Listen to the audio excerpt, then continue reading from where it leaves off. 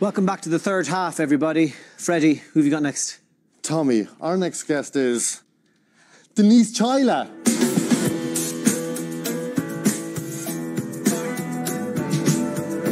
Hello there. Hi. You look tremendous. Thank you. You lost the mustache. Yeah, well, for legal reasons. The last time we were talking, we discovered that we shared territory together and that we both spent time in Zambia. Mm-hmm. I was there from 73 till 76, and I remember asking you, living here now, what did you miss most about Africa? And do you remember what you said? I don't. You said, the heat beneath your feet. It sounds like me. It sounds like something I would say, yeah. And that you came from the mountains in Zambia.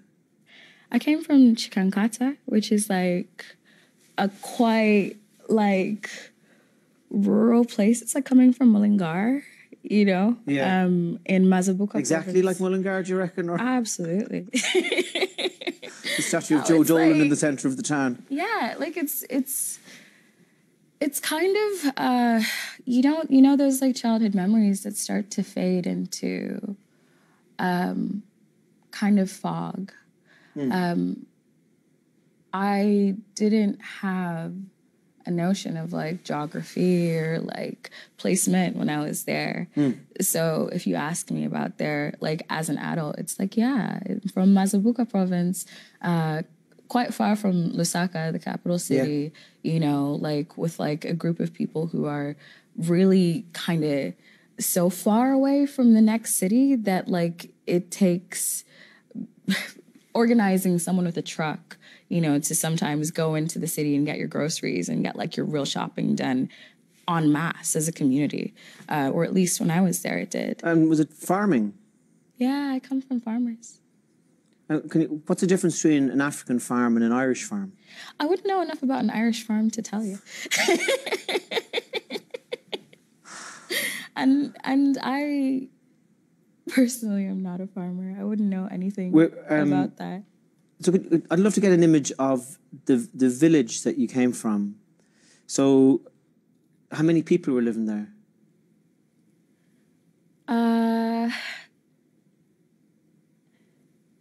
It changed. It was like an international capsule within Zambia, because where I was, there was a Salvation Army hospital. Quakers who came from Ireland and like people from Glasgow and people from Australia and New Zealand. And what we did was we shared community that was ever changing. So there were a lot of white faces. Yeah. Where you were. I remember... More than most would have seen, I moved from, really rural Donegal to this African town. Where were you? So I was in a place called Carndunna, which is like 5 minutes away from Malin Head, right at the very top. And then we moved to Kabwe. Yeah. I think what it does, it's given me a confidence to talk about colour. Have you always had that? I think it's from Africa. I think it's from feeling at home in different parts of the world that I'm not afraid to say, oh my God, your skin is beautiful and black, or, you know, or ask questions, or so I put it down to that. I'm relatively fearless. I think the culture is fearful that we live in now. Yeah. We're afraid to mention difference. We're afraid to celebrate it. Why do you think that is? I think because we're afraid to confront the possibility that we're different. Ultimately, we're not. Ultimately, not only are you and I the same, but there's only one of us. And I would think that for every living creature on the earth. But at the surface, there is difference. And I think that is to be delighted in and joked about. And I guess I probably get it from having lived in different countries when I was very small, you know. What is there a difference between Irish and African sexuality? Interesting question. Sexuality as in sexual orientation. Well, that, I suppose, but also the attitude to sex. And I know that for some people it might be from, they might grow up in a very strict religious background. But I'm just curious, have you noticed, because you hang out with Irish people from Limerick. Some of them are black and some of them are white. And I'm wondering, do you notice, these friends are a bit more this way, these friends are a bit more that way?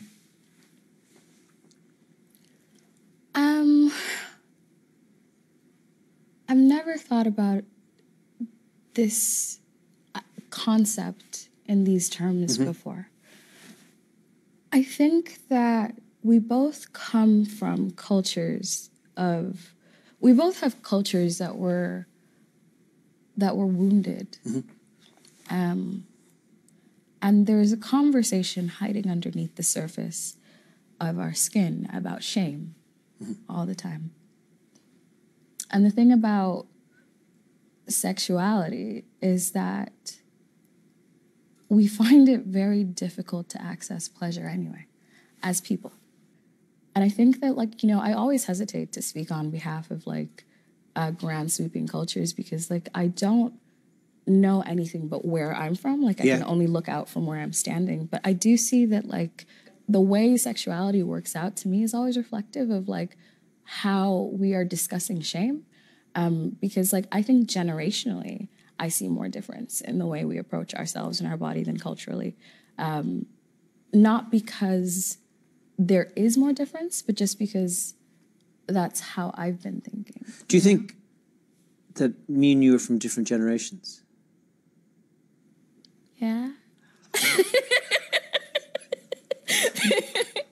Do you? Well, Did that make you uncomfortable? I'm sad. I'm sorry. Oh, Jesus. No, but that doesn't mean that's a bad thing. That made you. No, you haven't made me cry. Really, no, you haven't. Jeez, that'd be worse. No, as in the things that shaped us. So I see generations as large suites of people that have been influenced by specific forms of media, right? For example, yeah. Okay. But I'm not judging you for it. You're allowed to not know what a meme is. Do you? So I'm interested in what professional stuff you have going on. What's bubbling? I'm rapping. And I really like it. And I'm honing my pen. What does that mean? I'm writing in different ways, dude. I started by wanting to be a fantasy author. Yeah. And I still write. I segued into poetry. I still do that. I love to rap. I wake up in the morning listening to music and writing and trying to make myself better. I have a really, really intimate family of co-conspirators and collaborators who encourage me to change every time I write a song. And I wrote an EP, which is called It's a Mixtape. And I did that because I woke up one morning and I was like, when is the last time I rapped? Yeah. People call me a singer very often. People call me a poet. People call me all sorts of things that are really a deflection from the notion that I am a rapper, first and foremost. Not because that's all I am, but because right now that's what I'm choosing to be, And well, I think my thing about rap is I find it very hard to the bits of it that I hear. The person who is rapping, the context always seems to be, I am amazing. It always seems to be, I'm the best that ever there was. So said the Wizard of Oz. And I tell you now straight to your face because... Keep going. No, shut up. No, keep going. No, I want to hear the rest of it. No. The Wizard of Oz because... Because, and if ever there whiz there was. Oh. Yeah, that's actually from the film. I'm interested in the history of Irish people and the word. Yeah. And the history of American black people and the word. And African people. Yeah. And the word. It's fantastic. Yeah. One of the only ways that we were able to thrive as Irish people for hundreds of years was verbally. Yeah. Oral histories and traditions that follow us, yeah. And this is kind of like really beautiful to me because to me, you know this thing of I am great and I'm the best and I'm wonderful. And it feels so different from someone who the world despises to hear that, really hear that. Like, I see this reflected in our mythology. When I first moved here, I read a lot about the Fianna. Yeah. And somehow this is this too. This is, I'm going to live in my greatness. Let me show you what it's like to fight for something I believe in. The Fianna were eventually undone by St. Patrick, who said... If you believe that. we're talking about mythology. Yeah. So the Fianna hero was eventually usurped by the defeated Christ on the cross. But we still have... And you know what? Like, I don't know if that is really true because these stories are really alive in people still. Yeah, well, no, these stories are very alive. And I don't think that anything is defeated that lives in people's souls. Like, we have folk music that speaks to this. And to me, rap functions for people like folk music. They're not the same. They're not synonymous. Yeah. They're two different practices, and I would not be so presumptuous and absolutely incorrect as to say, like, to really conflate them. But rap for people is a way out. It is a way to access joy. Yeah. You know, because people really just want to be a part of something and to feel like they belong.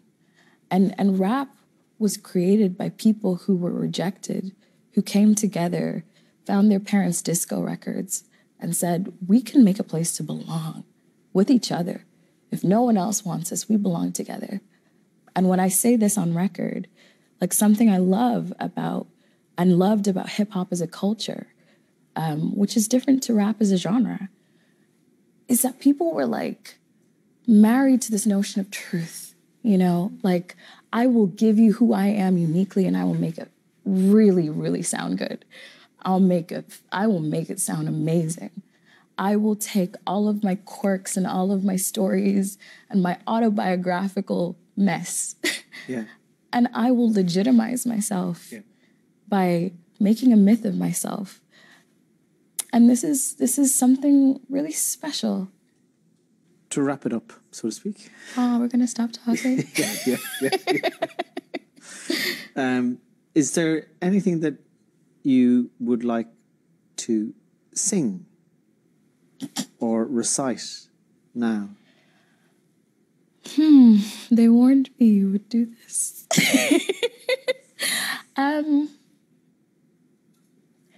Two roads diverged in a yellow wood, and sorry I could not travel both. And be one traveler long I stood and looked down one as far as I could to where it bent in the undergrowth, and then took the other, which was just as fair, but had perhaps the better claim, because it was grassy and wanted wear, although perhaps the passing there had made them nearly about the same. It's the first stanza of Two Roads Diverged by Robert Frost, and I love this poem. Yeah. It's about choices. Thank you very much, and may our adventures continue. Thank you so much, Denise, for coming on to the show. Thank you, Tommy.